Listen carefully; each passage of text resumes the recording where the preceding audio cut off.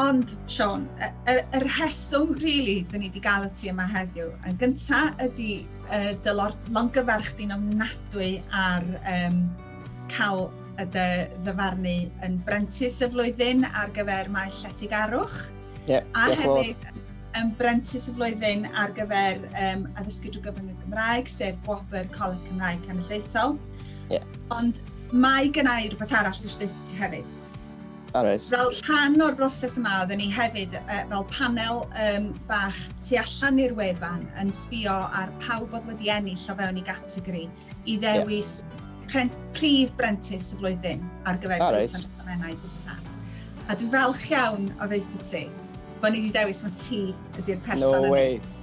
Oh, wow. That's amazing. Oh, great. So, tair gwobr i gyd. Oh my god. Oh, diolch yn fawr iawn.